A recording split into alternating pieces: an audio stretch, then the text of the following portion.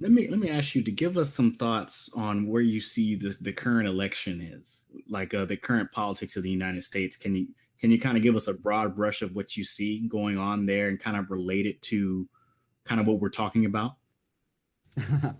Yeah, I can. I mean, I'm not an American, so I follow it with, from a slight distance.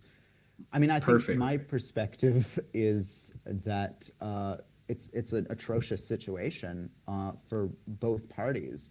And hopefully it's the end of the two-party system, because I think that most people are faced with no realistic alternative. I mean, I think that everyone else in the world has no problem calling Donald Trump a fascist. He is a fascist, but one who's too, frankly, stupid to understand what the word means. So, the idea that he would run a campaign based on racist and sexist demagoguery is totally sickening.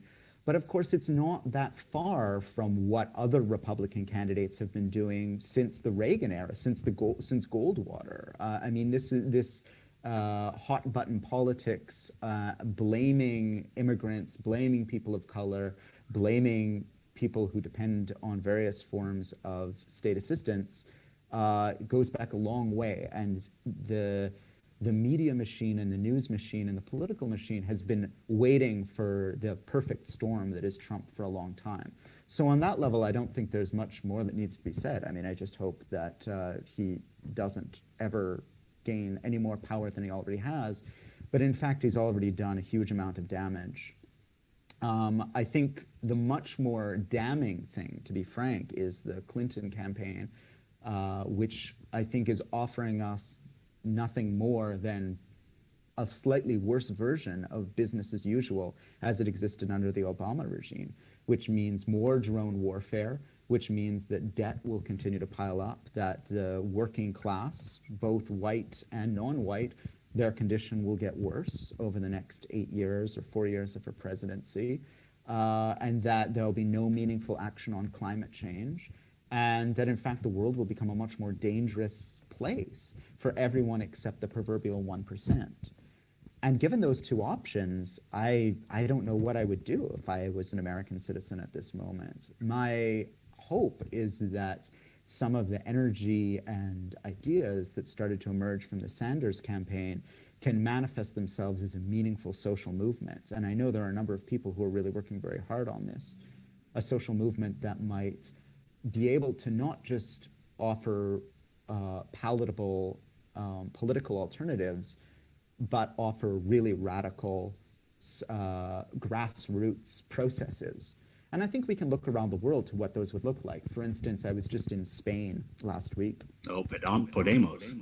Podemos is very impressive on one level, but the social movements that are going on underneath them, or that have sort of pushed them up to power, are even more exciting in some ways.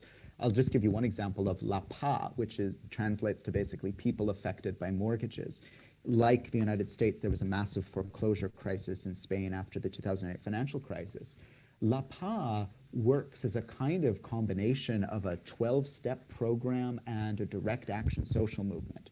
So they meet with people, they have community gatherings of people who've been evicted from their homes or are going to have their homes foreclosed. And the first step is showing them that they're not alone and that together they can do something. And then they discuss together what they can do to save this person's home or to get them a new home. And they show up at banks, they shut down the banks, they have massive, very loud protests, and they take over abandoned buildings and turn them into free or affordable housing for their members. This movement has over 100 chapters in cities and towns across Spain.